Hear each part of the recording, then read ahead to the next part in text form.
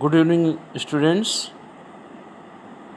Now we are starting the next point for class 9th science. The point is 1.1.2. How small are these particles of matter? In this, there is an activity 1.2. Take 2-3 crystals of potassium permanganate and dissolve them in 100 ml of water.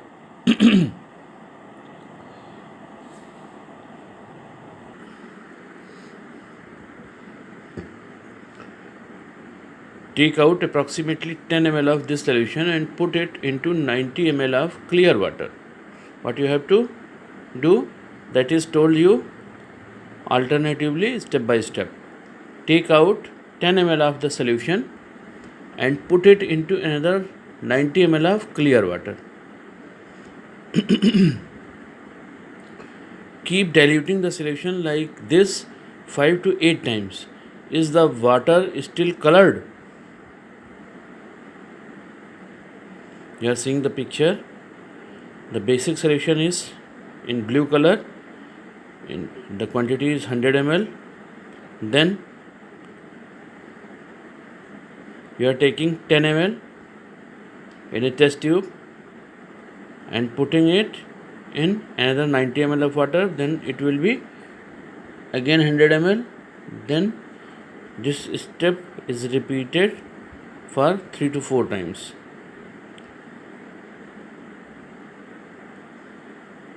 Estimating how small are the particles of matter with every dilution. Though the color becomes light, it is still visible. Okay? The color is diluted, but it is still visible. This experiment shows that just a few crystals of potassium permanganate can color a large volume of water, about 1000 liters. So we conclude that there must be millions of tiny particles in just one crystal of potassium permanganate. Okay, which keeps on dividing themselves into smaller and smaller particles. The same activity can be done using 2 ml of Dettol instead of potassium permanganate. The smell can be detected even on repeated dilution. The particles of matter are very much small. They are small beyond our imagination. How much they are small? They may be small beyond our imagination. Now coming to next point 1.2, characteristics of particles of matter. The subpoint is 1.2.1, particles of matter have a space between them. In activities 1.1 and 1.2, we saw that particles of sugar, salt, datar or potassium permanganate got evenly distributed in water. Similarly, when we take tea, coffee or lemonade, means nibu pani, particles of one type of matter get into the spaces between particles of the other. This shows that there is enough space between particles of matter. Particles of matter and continuous moving. We have to see some activity, that is 1.3. Put an unlit incense stick in a corner of your class. How close you have to go near it so as to get its smell. Now light the incense stick. What happens? Do you get the smell sitting at a distance? Record your observations. Inspect it very clearly. Record your observations. It will tell you all about the theoretical part that you have taken into consideration in last paragraph. Take 2 glasses / beakers filled with water. Put a drop of blue or red ink slowly and carefully along the sides of the first beaker and honey in the same way in the second beaker. Leave them undistributed in your house or in a corner of the class. Record your observation. What do you observe immediately after adding the drop? What do you observe immediately after adding a drop of honey? How many hours or days does it take for the color of ink to spread even throughout the water?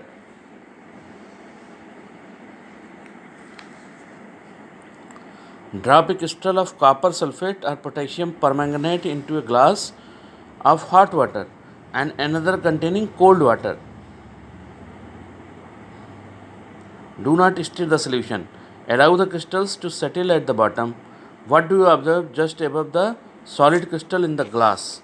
What happens as time passes? What does this suggest about the particles of solid and liquid? Does the rate of mixing change with temperature? Why and how? Yes, of course. Due to increased temperature, they will dissolve fast.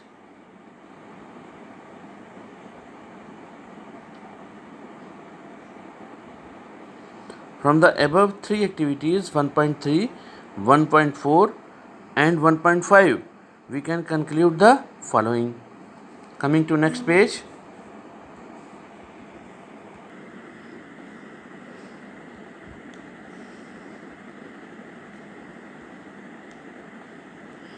Particles of matter are continuously moving.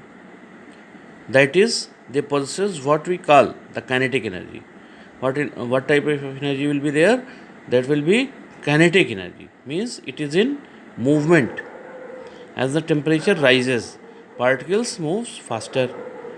When in the second experiment, we are seeing that the water was having more temperature, so its particle movement will be more faster. So we can say that with increase in temperature, the kinetic energy of the particles also increases. In the above three activities, we observe that particles of matter intermix on their own with each other. They do so by getting into the spaces between the particles. In the above three activities, we observe that particles of matter intermix on their own with each other. They do so by getting into the spaces between the particles. This intermixing of particles of two different types of matter on their own is called diffusion. I am again explaining you. In these three activities, we observe that particles of matter intermix on their own with each other. You are seeing in the last experiments that particles of matter intermix with all them with its solution. They do so by getting into the spaces between the particles. How they are doing? They are doing this. They are getting space in between particles. This intermixing of particles of two different types of matter on their own is called diffusion. We also observe that on heating, diffusion becomes faster. Why does this happen?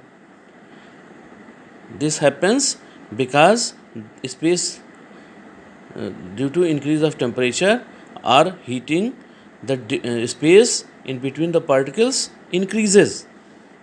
So the diffusion becomes faster.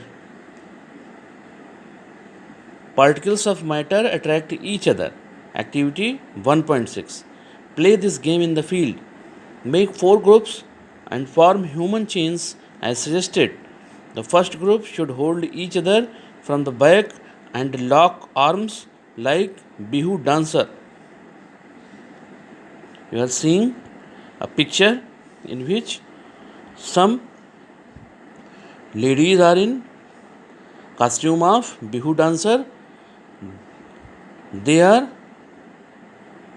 holding their hands by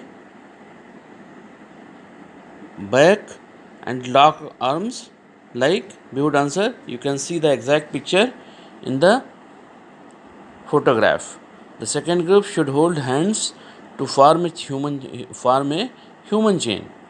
The third group should form a chain by touching each other with only their fingertips. Now the fourth group of students should run around and try to break the 3 human chains one by one into as many small groups as possible. Which group was the easiest to break and why? Now we have to observe.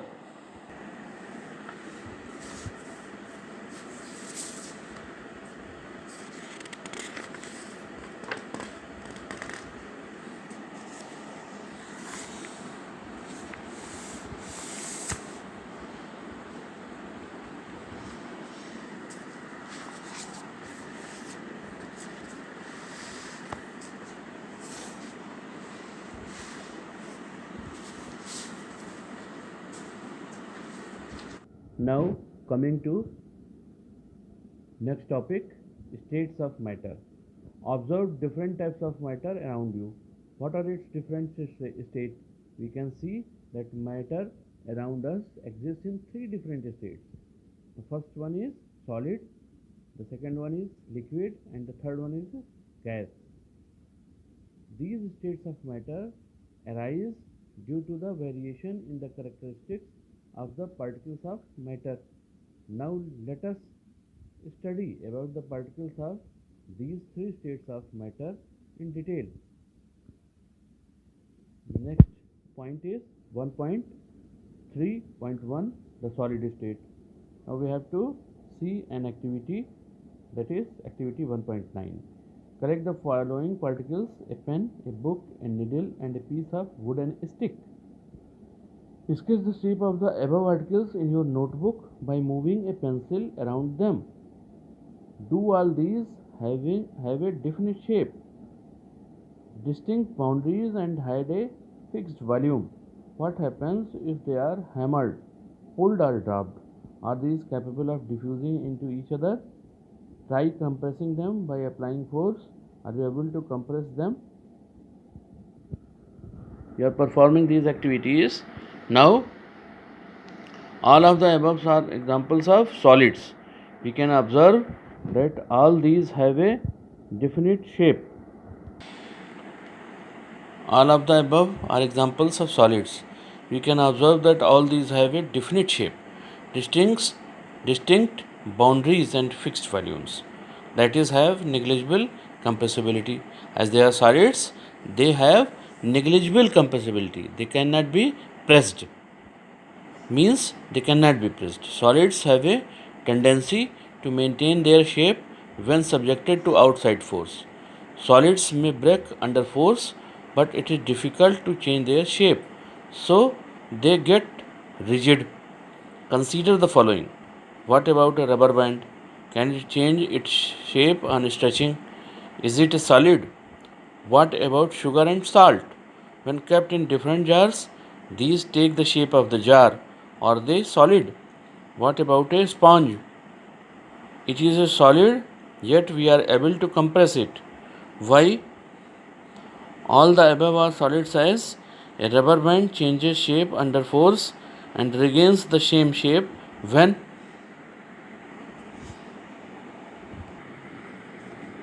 the force is removed.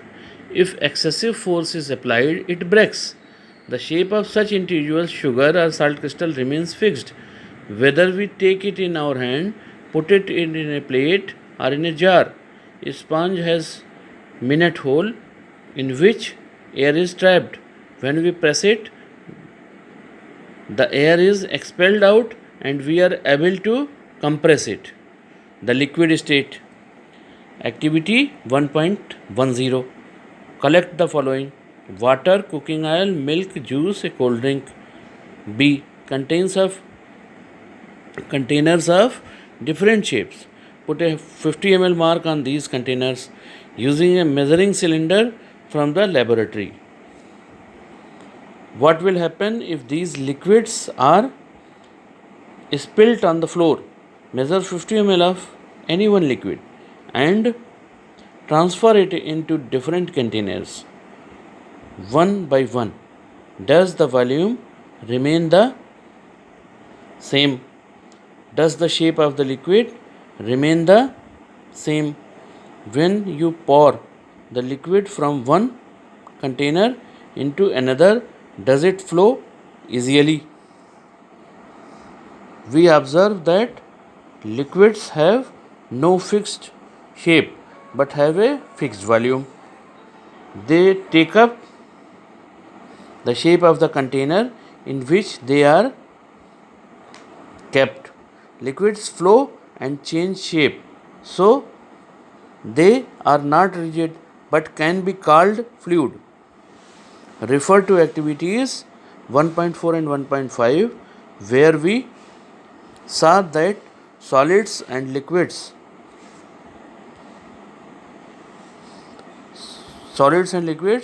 can diffuse into liquids. The gases from the atmosphere diffuse and dissolve in water. These gases, especially oxygen and carbon dioxide, are essential for the survival of aquatic animals and plants. All living creatures need to breathe for survival. The aquatic animals can breathe underwater due to presence of dissolved oxygen in water. They are taking this dissolved oxygen. Thus, we may conclude that solids, liquid and gases can diffuse into liquids. The rate of diffusion of liquid is higher than that of solids. This is due to the fact that in the liquid state, particles move freely and have greater space between each other as compared to particles in the solid state. Clear? You have taken the studies of comparison studies of solid and liquid. Thank you.